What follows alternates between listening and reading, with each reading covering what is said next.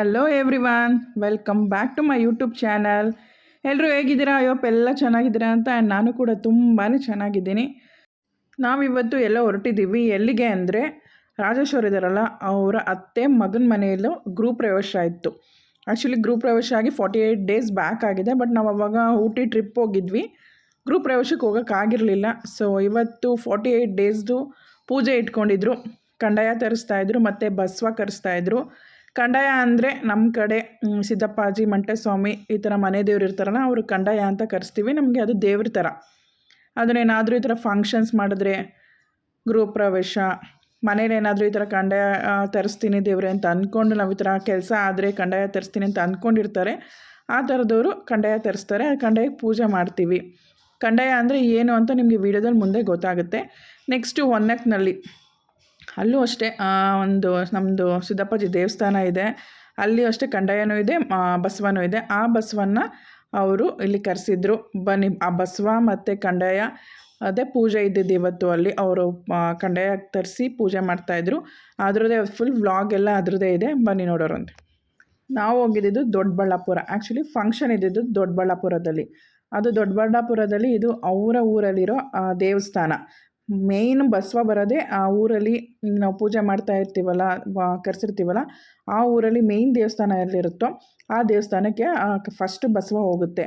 And ಕಂದಾಯನೂ ಅಷ್ಟೇ ಅಲ್ಲೇ ತೊಗೊಬಂದಿರ್ತಾರೆ. ಅಲ್ಲಿಂದ ಪೂಜೆ ಮಾಡಿಕೊಂಡು ಫುಲ್ ಮೆರವಣಿಗೆ ಮಾಡ್ಕೊಂಡು ಹೋಗ್ತಾರೆ. ಈಗ ನಮ್ಮ ಮನೆ ಎಲ್ಲಿವರೆಗೂ ಇದೆ ಅಲ್ಲಿವರೆಗೂ ಬಸವನು ಮತ್ತು ಕಂದಾಯನೂ ಮೆರವಣಿಗೆ ಮಾಡಿಕೊಂಡು ಆಮೇಲೆ ನಮ್ಮ ಮನೆಗೆ ಕರ್ಕೊಂಬಂದು ಪೂಜೆ ಮಾಡಿಸೋದು. ನೋಡಿ, ಇಲ್ಲೆಲ್ಲ ಇಮಾನಿ ಅಕ್ಕ ಅಣ್ಣ ಎಲ್ಲ ಬಂದಿದ್ರು. ಅವ್ರ ಜೊತೆ ಕೂತ್ಕೊಂಡು ಆಟ ಆಡ್ತಾ ಇದ್ದಾರೆ ಮಕ್ಕಳು. ನೋಡಿ, ಇದೆಲ್ಲ ಹೂವು ತರಿಸಿದ್ದಾರೆ ಕಂದಾಯಕ್ಕೆ ಅಲಂಕಾರ ಮಾಡೋದಕ್ಕೆ ಮತ್ತು ಬಸವಂಗೆ ಅಲಂಕಾರ ಮಾಡೋದಕ್ಕೆ. ಅಷ್ಟೊಂದೆಲ್ಲ ಹೂವು ತರಿಸಿದ್ದಾರೆ. ಇವಾಗ ಬಸವ ಬರಬೇಕು. ಬಸವ ಬಂದಮೇಲೆ ನೆಕ್ಸ್ಟ್ ಪ್ರೋಗ್ರಾಮ್ಸ್ ಎಲ್ಲ ಸ್ಟಾರ್ಟ್ ಆಗೋದು. ಸೊ ಬಸವ ಬರಲಿ ಅಂತ ಎಲ್ಲ ವೆಯ್ಟ್ ಮಾಡ್ತಿದ್ದಾರೆ. ಅಷ್ಟರಲ್ಲಿ ಬಸವ ಬಂತು ಅಂತ ಗೊತ್ತಾಗಿ ಎಲ್ಲರೂ ಬಸವನ ಕರ್ಕೊಂಬರೋದಕ್ಕೋಸ್ಕರ ಬಸವ ಬಂದಿದ್ದಲ್ಲ ಆ ಜಾಗಕ್ಕೆ ಬಂದಿದ್ದಾರೆ. ಇವಾಗ ಅದಕ್ಕೆ ಹೂವು ಎಲ್ಲ ಹಾಕಿ ಅದನ್ನು ನಾವು ಇವಾಗ ದೇವಸ್ಥಾನದ ಹತ್ರ ಕರ್ಕೊಂಡು ಹೋಗಬೇಕು. ದೇವಸ್ಥಾನದ ಹತ್ರ ಕರ್ಕೊಂಡೋಗಿ ಅಲ್ಲಿ ಮತ್ತೆ ಅಲಂಕಾರ ಎಲ್ಲ ಮಾಡಿ ಬಸವನಿಗೆ ಅಲ್ಲಿಂದ ನೆಕ್ಸ್ಟ್ ಮೆರವಣಿಗೆ ಮಾಡ್ಕೊಂಡು ಕರ್ಕೊಂಡು ಹೋಗ್ತಾರೆ.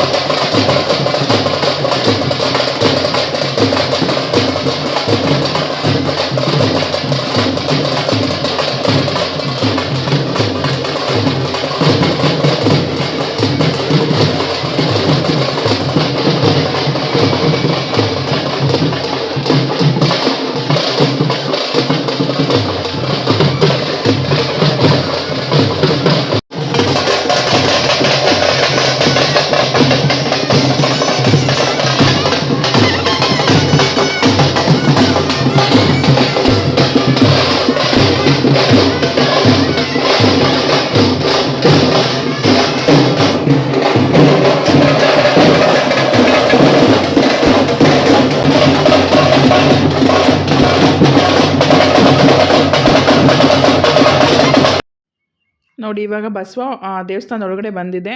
ಫುಲ್ ಒಂದು ದೇವಸ್ಥಾನ ಫುಲ್ ಒಂದು ರೌಂಡ್ ಹಾಕ್ಕೊಂಡು ಆಮೇಲಿಂದ ಹೊರಗಡೆ ಹೋಗುತ್ತೆ. ಇಲ್ಲೂ ಅಷ್ಟೇ ಬಸವ ಬಂದ ಮೇಲೇ ಅವರು ಫಸ್ಟ್ ಪೂಜೆ ಮಾಡಿದ್ದು ಆ ದೇವಸ್ಥಾನದಲ್ಲಿ. ನಾವೆಲ್ಲ ಬೇಗ ಬಂದು ಆರತಿ ಕೊಡಿ ಅಂದ್ವಿ, ಇಲ್ಲ ಪೂಜೆ ಆದಮೇಲೆ ಕೊಡ್ತೀನಿ ಅಂತ ಹೇಳಿದ್ರು. ಆ್ಯಂಡ್ ಅಲ್ಲೇ ವೀರಭದ್ರೇಶ್ವರ ಅವರು ರೆಡಿ ಆಗ್ತಾ ಇದ್ದಾರೆ. ನೆಕ್ಸ್ಟು ಅವರು ರೆಡಿಯಾಗಿ ಬಂದಮೇಲಿಂದ ಅವ್ರಿಗೂ ಪೂಜೆ ಇರುತ್ತೆ, ಬಸವ ಪೂಜೆ ಇರುತ್ತೆ ಆ್ಯಂಡ್ ಕಂದಾಯ ಪೂಜೆ ಎಲ್ಲ ಸ್ಟಾರ್ಟ್ ಆಗುತ್ತೆ. ಇದೆ ನೋಡಿ ಆ ಊರಿನ ಲಕ್ಷ್ಮೀ ದೇವಸ್ಥಾನ ಅಂತೆ ಅದು. ನೋಡಿ ಹೂವು ಎಲ್ಲ ಎಷ್ಟೊಂದು ತೊಗೊಂಬಂದಿದ್ರು ಅಂದರೆ ಹೂವು ತುಂಬಾ ಚೆಂದ ತೊಗೊಂಬಂದಿದ್ರು. ಅಲಂಕಾರ ಮಾತ್ರ ತುಂಬಾ ಚೆನ್ನಾಗಾಗಿತ್ತು. ಇನ್ನೂ ತುಂಬಾ ಹೂವು ಎಲ್ಲ ಉಳ್ಕೊಂಡಿತ್ತು. ಎಲ್ಲರೂ ಮುಡಿಸ್ಕೊಳ್ಳೋರು ಎಲ್ಲ ಮುಡಿಸ್ಕೊತಾಯಿದ್ರು. ನೆಕ್ಸ್ಟ್ ನಾನು ಹೇಳಿದ್ನಲ್ಲ, ಇದೇ ನೋಡಿ ಅದು ಕಂದಾಯ. ಇದಕ್ಕೇ ಇವಾಗ ಪೂಜೆ ಮಾಡ್ತಾ ಇರೋದು. ಇವಾಗ ಏನೇ ಪ್ರೋಗ್ರಾಮ್ ಆದರೂ ಯಾರ ಮನೆಗೇ ಪ್ರೋಗ್ರಾಮ್ಗೆ ಕರೆಸಿದ್ರು ಕಂದಾಯನ ಅಲ್ಲಿಗೆ ಹೋದ್ರೇ ನೀಟಾಗಿ ವಾಶ್ ಮಾಡ್ತಾರೆ ಅವರು. ಇಲ್ಲೂ ಅಷ್ಟೇ ಇವ್ರು ಕರೆಸಿದಾರಲ್ವ, ಇಲ್ಲೇ ಬಂದು ನೀಟಾಗೆಲ್ಲ ವಾಶ್ ಮಾಡ್ತಾಯಿದ್ದಾರೆ. ವಾಶ್ ಆದಮೇಲೆ ಅದಕ್ಕೆ ಹೂವು ಅಲಂಕಾರ ಎಲ್ಲ ಮಾಡ್ತಾರೆ. ನೆಕ್ಸ್ಟ್ ಇಲ್ಲಿ ನನ್ನ ಹಸ್ಬೆಂಡ್ ಮತ್ತು ಅವ್ರ ಫ್ರೆಂಡ್ಸ್ ಎಲ್ಲ ಸೇರಿಕೊಂಡು ರಸಾಯನ ಮಾಡ್ತಾಯಿದ್ದಾರೆ. ಈ ಸಲ ಯಾರೂ ಲೇಡೀಸ್ಗೇನು ಕೊಟ್ಟಿಲ್ಲ, ಜೆಂಟ್ಸೇ ಎಲ್ಲ ಸೇರ್ಕೊಂಡು ರಸಾಯನ ಮಾಡ್ತಾಯಿದ್ದಾರೆ. ನೋಡಿ ನನ್ನ ಹಸ್ಬೆಂಡ್ ನೋಡಿದ್ರೆ ವೈಟ್ ಕಲರ್ ಪ್ಯಾಂಟ್ ಹಾಕೊಂಡು ಬಂದಿದ್ದಾರೆ. ಏನು ಮಾಡ್ತಾ ಇದ್ದೀರಾ? ನಾವು ರಸಾಯನ ಮಾಡ್ತಾ ಇದ್ದೀವಿ. ಇದು ಏನು ಮಾಡ್ತಾ ಇದ್ದೀರಾ? ನೀವೇನು ಮಾಡ್ತಿದ್ದೀರಾ? ಪೂಜೆ ಪೂಜೆ. ಏನು ಮಾಡ್ತಿದ್ಯಾ ಮನ್ವಿತ್?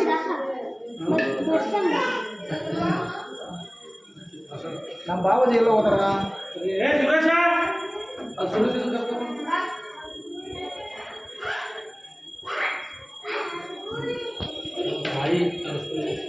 ಗಮ್ಮಂತ ಆಯ್ತು.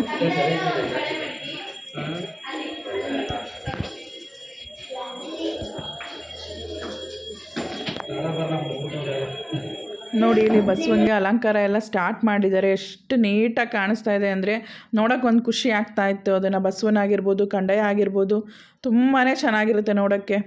ನೋಡಿ ಎಲ್ಲ ಹೂವೆಲ್ಲ ಅಲಂಕಾರ ಆದಮೇಲಿಂದ ಅಲ್ಲಿರೋರು ಯಾರ್ಯಾರು ಇರ್ತಾರೋ ಅವ್ರು ಬಂದಿರೋರು ನಮಸ್ಕಾರ ಹಾಕೋರು ನಮಸ್ಕಾರ ಹಾಕ್ಬೋದು, ಕಾಣಿಕೆ ಕಟ್ಟೋರು ಕಾಣಿಕೆ ಕಟ್ಬೋದು. ಈಗ ನೆಕ್ಸ್ಟ್ ನಾವು ಅಂದ್ಕೊಂಡಿರೋದೇನೋ ಆದರೆ ಏನಾದರೂ ಮಾಡ್ತೀನಿ ಅಂತ ಹರಕೆ ಹೊತ್ಕೋಬೋದು.